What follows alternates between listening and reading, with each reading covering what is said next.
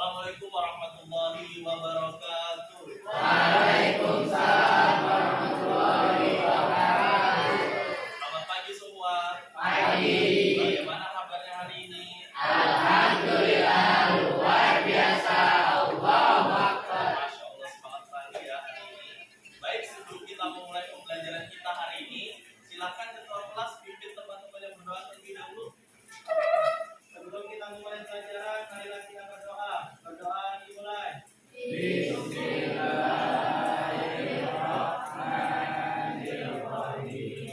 Raditu billahi rabba wa bil islami dina wa bi Muhammadin nabiyya wa rasulah wa bi jami'il ilma warzuqni fahma. Amin ya.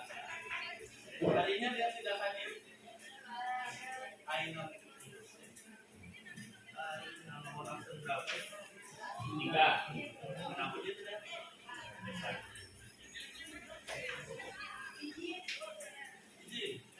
Ini ada yang bilang saya bekerja.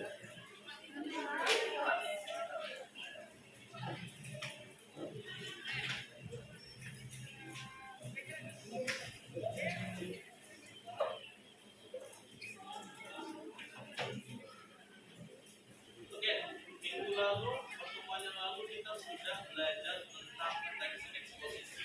Ayo, ada yang masih ingat tentang apa itu teks eksposisi? Siapa dulu Indah ya? Silakan.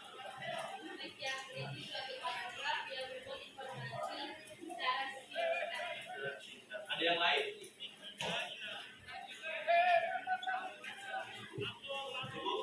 Oke, benar jawaban Indah. Teks eksposisi apa tadi Indah? Adalah teks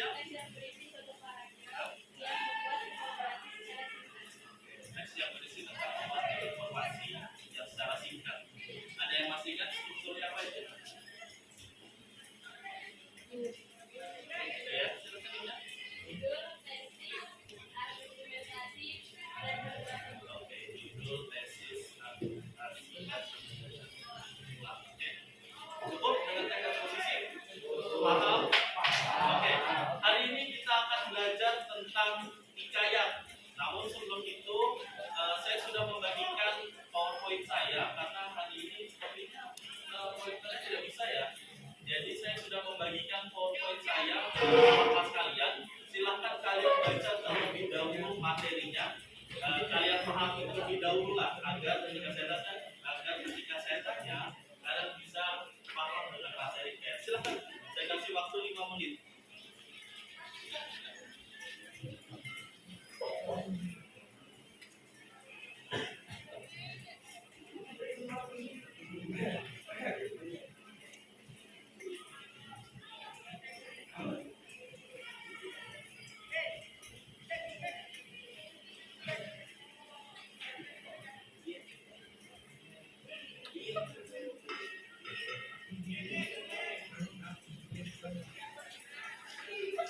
Sudah dibaca?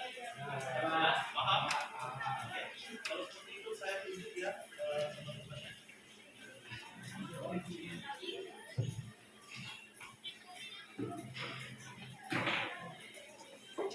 Ayo coba Muhammad Dafa Asad. Apa itu pengertian dari hikayat? Hikayat merupakan karya sastra lama Melayu berbentuk prosa yang berisikan cerita-cerita yang detail bersifat keagamaan, keagamaan, suatu historiografis atau berhubungan dengan sifat-sifat tertentu. Oke. Satu lagi. Azab. Ada orang?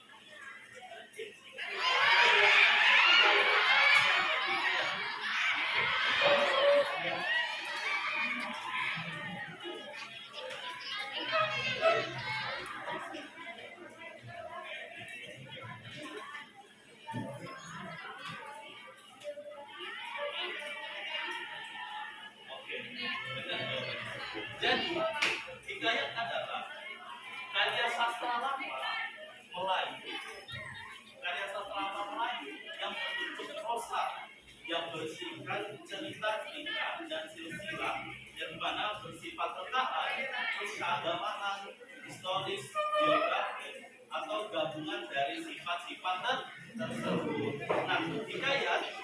biasanya dibaca untuk pelipur lara, terus pembangkit semangat juang, atau sekedar merayakan pesta. Nah, biasanya hikayat ini dia menggunakan bahasa Melayu. Oke, paham dengan pengertian hikayat? Selanjutnya kita ke ciri-ciri hikayat. Ada berapa ciri-ciri hikayat? 4. Apa saja yang pertama? Oke, yang kedua?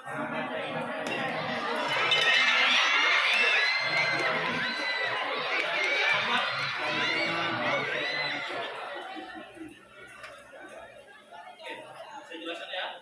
Ciri-ciri hikayat yang pertama itu menggunakan bahasa Melayu klasik. Nah, yang jelas pastinya hikayat itu pasti menggunakan bahasa Melayu klasik. Itu ciri-ciri yang paling utama. Namun ada beberapa cerita yang sudah diterjemahkan ke dalam bahasa-bahasa tertentu, baik itu bahasa Indonesia atau bahasa Inggris, tapi tetap dasar dari hikayat itu pasti menggunakan bahasa Melayu.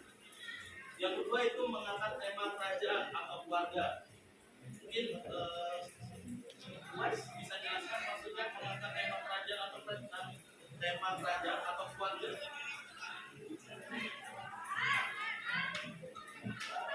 Jadi kisah dalam hikayat dominan mengangkat cerita yang bertema kerajaan dengan menggunakan bahasa klasik yang bisa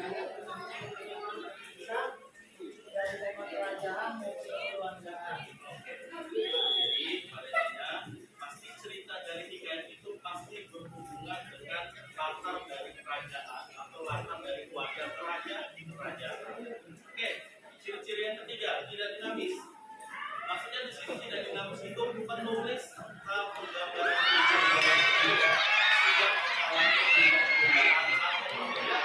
dari hikayat lain. Contoh, hikayat dari bahasa Arab dan hikayat dari bahasa Persia. Ceritanya sama, cuma beda, mungkin beda alurnya doang, beda bahasanya aja, tapi pasti endingnya itu selalu sama. Selanjutnya yang terakhir itu tradisional. Nurjana ada? Ya. Oke, bisa jelaskan maksudnya ciri hikayat terakhir itu tradisional?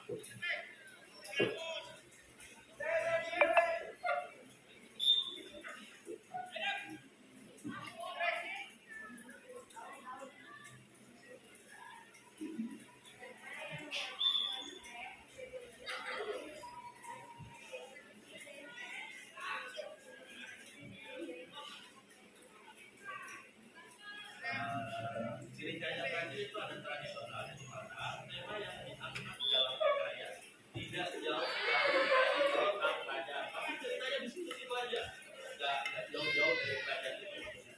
Dan isi dari hikayat akan mengulas tentang tradisi yang ada di luar itu dan budaya masyarakat pada masanya. Oke, paham dengan ciri-ciri hikayat? Apa saja tadi cirinya? Oke, kedua. Tiga. Empat. Oke. Selanjutnya kita ke jenis hikayat. Nah, jenis hikayat ini terbagi dua, yaitu ada secara historis dan juga secara isi. Nah, di secara historis, hikayat itu terbagi lagi menjadi 4. Itu yang pertama ada hikayat Melayu, yang dimana biasanya hikayat Melayu ini mengisahkan tentang keagamaan, yaitu baik agama Islam, agama Kristen, atau agama pun yang lain. Dan dimana contoh hikayatnya itu yang pertama ada hikayat Hang Tuah dan Si Miskin. Yang kedua itu ada hikayat Jawa. Maksudnya di sini adalah budaya Jawa yang memiliki beraneka jenis dan dipengaruhi agama Islam dan Hindu, sehingga banyak hikayat yang diceritakan memiliki kombinasi sifat, tokoh, dan alur. Contohnya itu ada hikayat Panji Sembilan dan hikayat Indrajaya. Yang ketiga itu ada hikayat India, yang dimana maksudnya memiliki unsur keagamaan Hindu. Contohnya hikayat Sri Rama atau Ramayana. Terus ada hikayat Sang Mahabharata dan hikayat Bhima. Dan terakhir ada hikayat Arab dan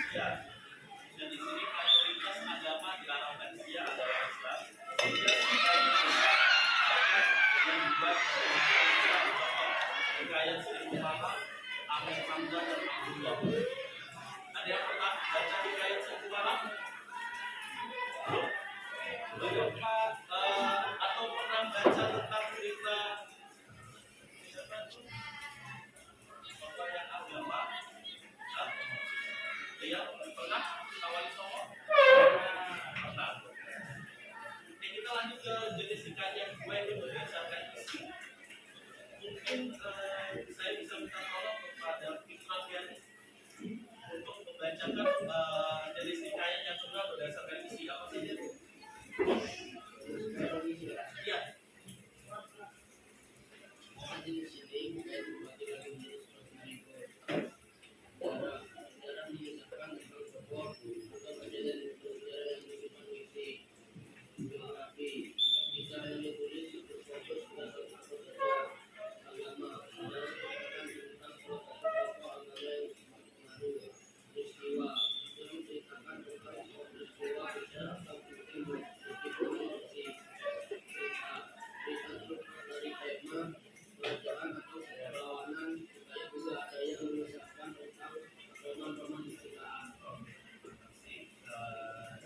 Jenis hikayat berdasarkan isi itu terbagi menjadi 5. Yang pertama ada berdasarkan sejarah, biografi, agama, peristiwa, dan cerita.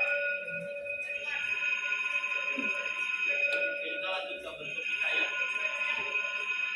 Nah, di dalam hikayat pasti ada bentuk-bentuknya.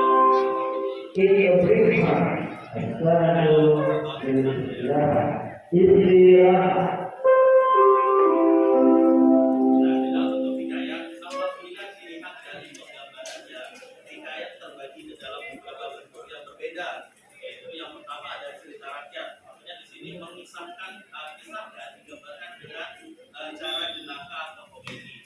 Yang kedua digambarkan kisah asmara atau rumah tangga. Yang keempat ada epos, yang keempat yang ketiga maksudnya. Yang ketiga itu ada epos. Itu mengisahkan sosok pahlawan.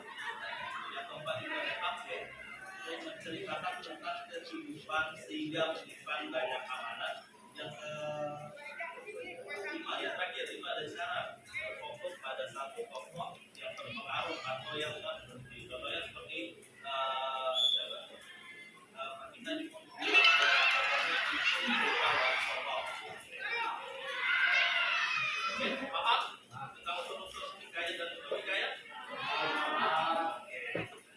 Oke, kita akan ke unsur-unsur di dalam hikayat. Di mana di dalam hikayat itu pasti ada unsur yang jelasnya, yaitu ada 2. Itu ada unsur intrinsik dan unsur ekstrinsik.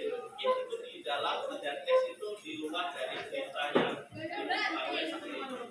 Kita mulai dari unsur intrinsik. Yang pertama itu tema. Tema merupakan pokok pikiran atau ide yang melandasi sebuah cerita. Oke. Yang kedua, amanat. Amanat adalah pesan yang disampaikan oleh melalui cerita. Yang ketiga ada latar, merupakan keterangan yang berhubungan dengan waktu, tempat, dan suasana. Yang keempat itu ada alur. Nah, alur ini maksudnya adalah rangkaian peristiwa di dalam hikayat itu atau urutan bagian-bagian dalam satu raja dan kelima itu ada konflik. Maksudnya konflik ini adalah bagian dimulainya pertentangan antara tokoh dengan tokoh yang lain, dengan dirinya sendiri atau dengan Allah. Dan terakhir ada penokohan. Maksudnya di sini adalah citra tokoh dalam satu cerita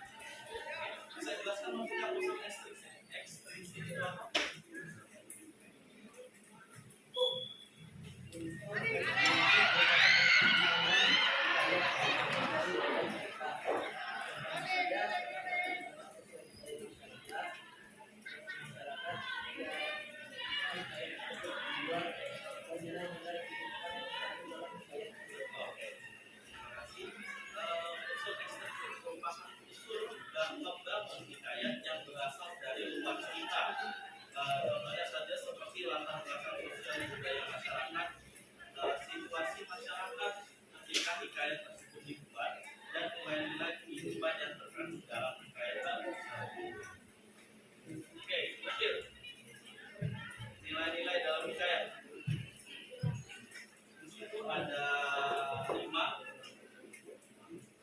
Mungkin bisa minta tolong ada 2 aktif Pak. Bisa jelaskan nilai-nilai dalam hikayat itu biar teman-teman tahu. Suaranya agak dinaikkan ya.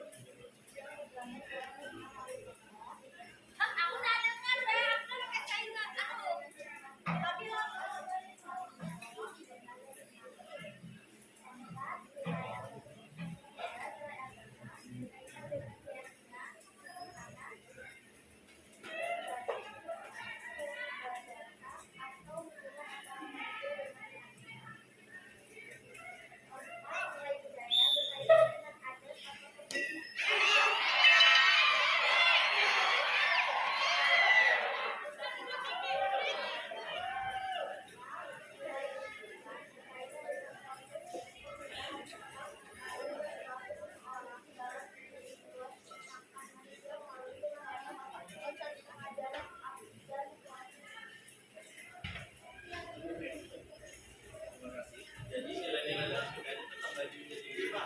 Yaitu ada nilai moral, nilai sosial, nilai agama, nilai budaya, dan nilai bersendiri. Oke, sampai sini ada yang ingin ditanyakan? Sudah cukup? Oke. Kalau begitu, oke, silakan. Tadi saya sudah kirim nama kelompok-kelompok ke Wais. Silakan. Ya, sekarang silakan.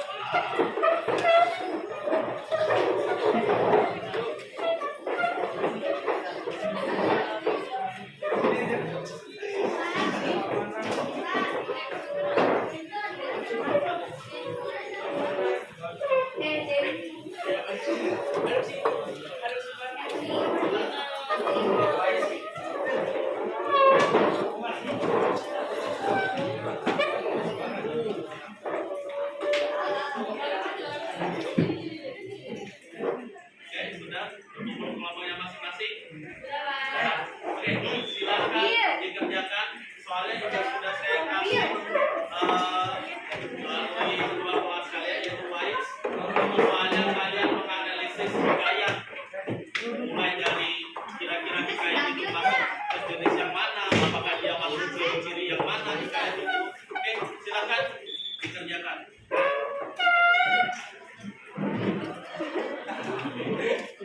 Ayo, kerjakannya di kertas ya.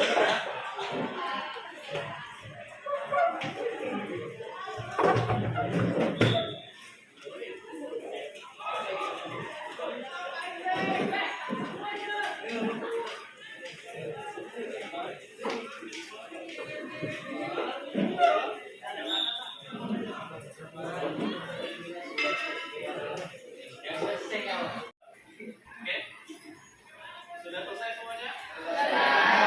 Kalau sudah, silakan dikumpul ke depan. Ya, mulai ya.